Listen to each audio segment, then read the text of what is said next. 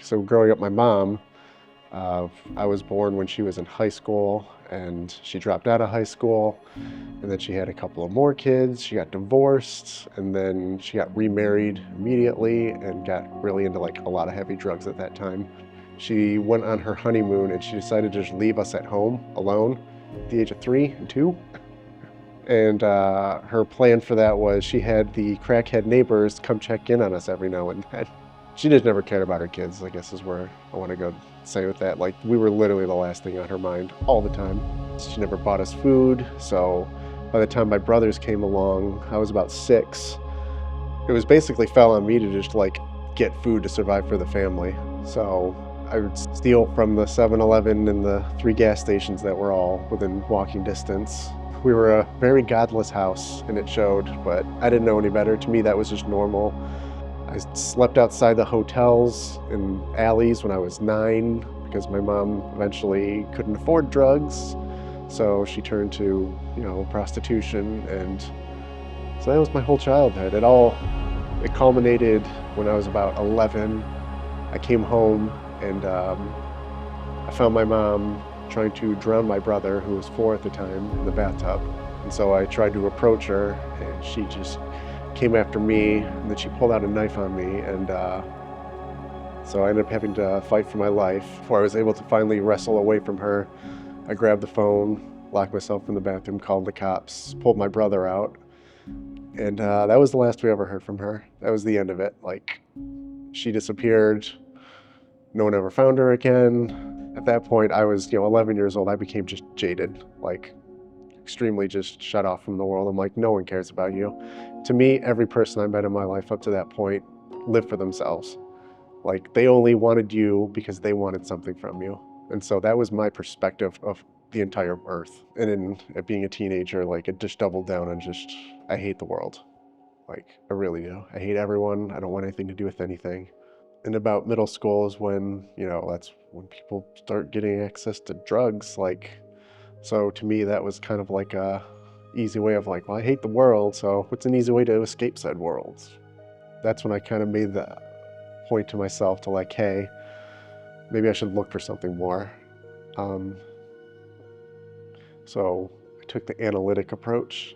There's nothing emotional about it. I just said, hey, write down all the religions and let me just study them. Like, open whatever their various books are and just, what do they say? What do they think?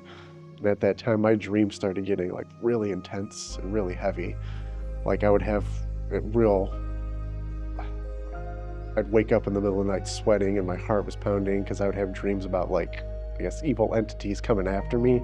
Like, one night I woke up and it just kind of clicked that I'm like, well, if there's these evil entities that are after me in the world, there clearly has to be like another side of that coin, right? Like, so in a sense, it like pushed me to religion more instead of like scaring me away. And so that's kind of when I said, like, all right, I really got to like take this serious and get down to it. That one day I literally just like grabbed my headphones. I'm like, I'm going to go for a walk and just think to myself, like, I don't know, because I don't know what to do. Like, I literally, as I was walking, said, I'm like, God, if you're a thing that's out there, tell me what to do at this point, because I don't know. I give up. And so I was out walking and just thinking and ruminating on everything. Like, I was just like replaying moments of my life back and forth. Like, God's supposed to be good, right? Why did he put me through all of that? Like, why does he let people go through this and just suffer and all that? And so I just got to the point where I just sat down on the sidewalk where I was, and like I just started crying because I was at my wit's end. And when I was sitting there, someone came up to me and they're like, he's like, hey, are you all right? And like, he saw I wasn't. And I'm like, no, not really. And he was super friendly, and he's like, hey, why don't you just, come in and get some water, and, we'll just, tell me what's going on. And so I was just like, all right, let's go. And before I knew it, I was walking into a church, and I just told him everything. Like, kind of like what we're doing. I just laid it out. I'm like, hey, this is how I grew up. And just like, why is everything like this, man? And he's like very sympathetic and understanding. He's like, why don't you just come to church and just hang out tonight? Church starts in 30 minutes. And I'm sitting there, I'm like, what church starts on a Friday night? Like, that's the weirdest thing. What's going on? So it was Good Friday.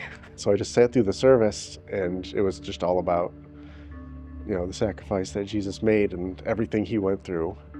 So they sang the song. It was called "Be Still My Soul," and like they just had just like a half orchestra, and the head pastor has like this deep bass voice, and he sang it, and he had the congregation in the background. But like that was the moment where God was just like, hey, like every word of that song just like hit home.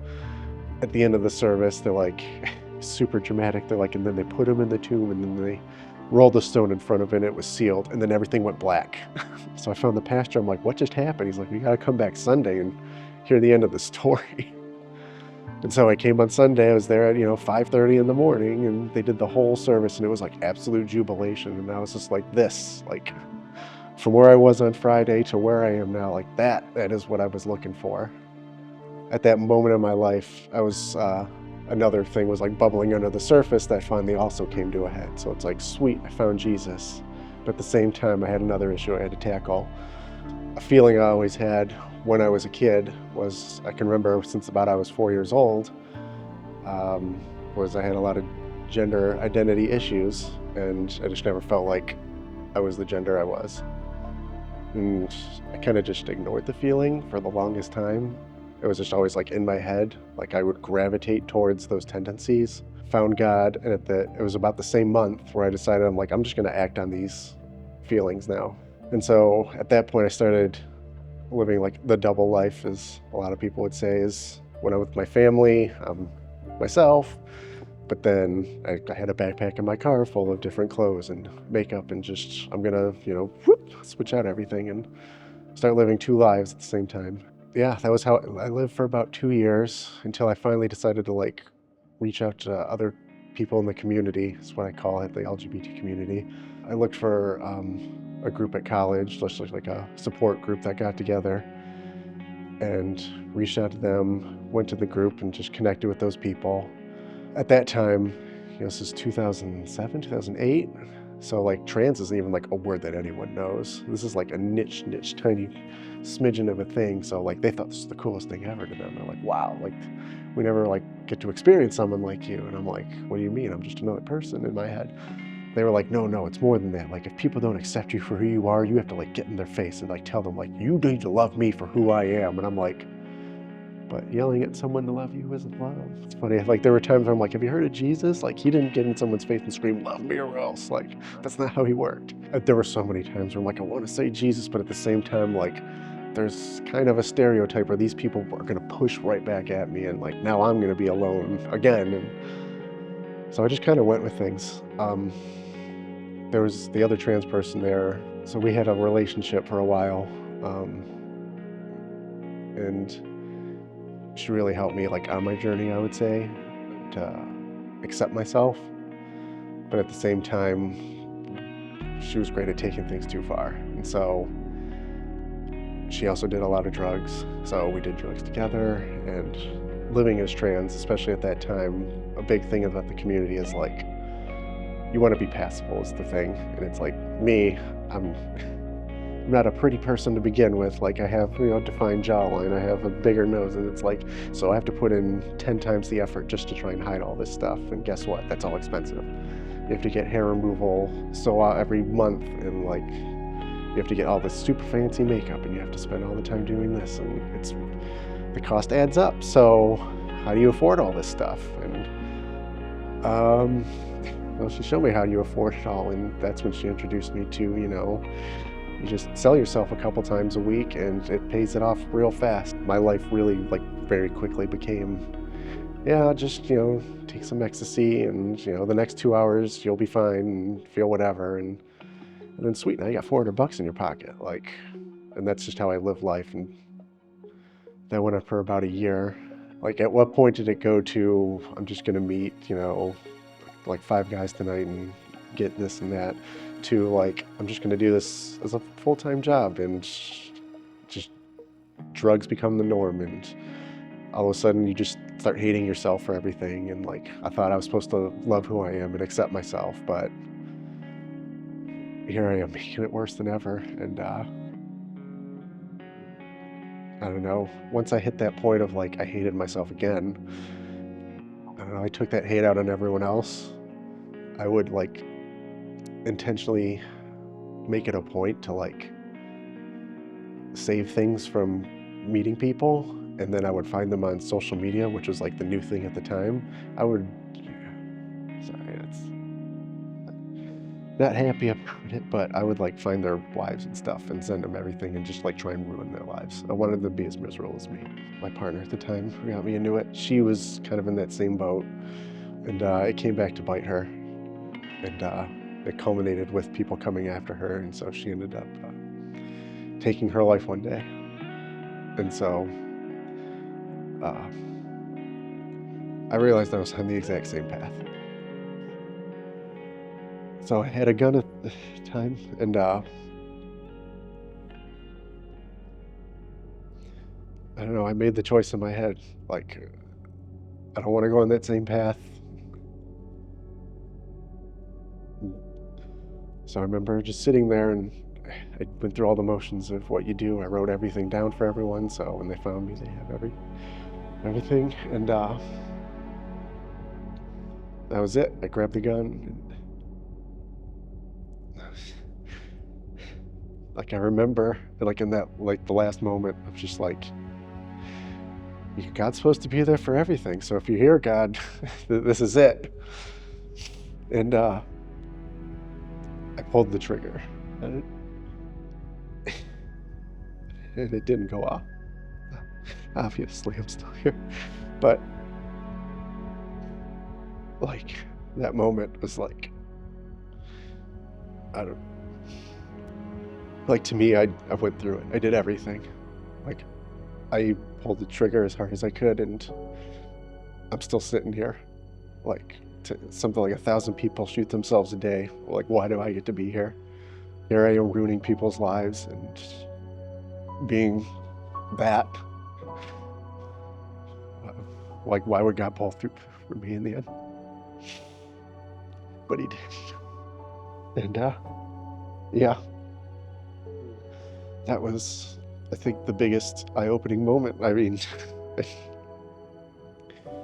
so the next day I literally left the state. I was like, I'm resetting my whole life. I went down to North Carolina, and I stayed with my sister for a couple months just to reset everything. And that was like my, like, at the same, there's a lot that happened at once emotionally. I came out to my family, and they were loving, accepting, so no more double life. It was, this is who I am, this is how I'm going to be, and they were great. But like, I knew God loved me, obviously. Like, that was one of the biggest thoughts in my head. Like, my life flashed before my eyes, and one of the biggest things, emotions I had about it was like, you know, Jesus got you. And so I tried to accept that, and I did to an extent. And then I came back and just kind of tried to live a normal life. And my church didn't want me around as the way I was living. They're like, hey, can you just, if you're going to be like that, you know, just don't do it here. And I'm like, fine, that's, I guess I'm not coming back to church. Like, and so I just lived life. I got a job, did that for years and years and years. I was like 23 when that started, and by the time I was 26, that's when I got to a point where I, again, couldn't afford to sustain my lifestyle. I was spending like $600 a week just to be passable, as they say, and it's like, what am I getting out of this? Like, am I myself, or am I a different type of miserable at this point? And so I had to just sit down, and at that time I decided to pray about it instead of do what felt right. That's when I had to make the choice, like, do I live this way, or do I find a way to be happy with myself and accept everything? And so at that time I was kind of realizing, like, something I've always wanted was like a family, but like I can't live this way and have a family. Like, they're just kind of incompatible. And so I had that emotion, like, I can't afford this, I want a family. God doesn't really support me in this. Like, he clearly showed that, like, if you want to live this way, look where you ended up last time. Do you want to do that again? And then at that time, my best friend who I grew up with, who saw my whole life, He was there for everything with my mom, my whole transition, my whole, like the darkest part of my life when I was and everything. He ended up killing himself. And that was like, to me, I felt just, that was the most alone I ever felt in life. Even though all of my friends, we all came together for that, because that was the first person in our tight-knit group that went. And I think to me that was like the concrete end. To me, that's when I just decided, like, I can't live for me. Like, look at everyone in my life who live for themselves in a godless life. Like my mom, she hated her kids even on top of herself. And look at how Kat lived. She lived on drugs and self-loathing. And look at my best friend who lived through the same upbringing I had. He hated himself and he couldn't find an answer to it, and none of them liked God. But like in my mind, it's like, well, I found him. So I need to like the conscious effort to like live for him, right? And so that's what I did. I detransitioned over about a year and a half, like as a process. It's hard to admit that. And so I detransitioned and just pursued God, basically. Like I just prayed to myself. I didn't have a church. I was like, it's time to start over, everything. And then that's when God's just like, all right, put yourself out there. Like if that's what you want a family, right? Go start one. And so I was like, okay, I guess that's it. We'll start a family. And like within 6 months, bam, met my wife. Like just 180 from everything. And it was funny because I was like, as I was dating people, I'm like, should I date a Christian? I don't know, maybe, yes, no. But God's like, hey, I got the Christian one right here. And so that was one of the best things for me, was like, now we have someone who's holds me accountable for being a Christian. Like I can't just brush God off whenever it's convenient for me anymore. I started a family and I've just been going after God ever since then. We found a church after a lot of struggles, and I don't know, I got like plugged into a church, finally like met other church people and Christians, and it's been just like, everything's been, I don't want to say better, but it's been better. No matter where you've come from in life, and no matter what you go through, that when you give yourself to God, He will always carry you through everything.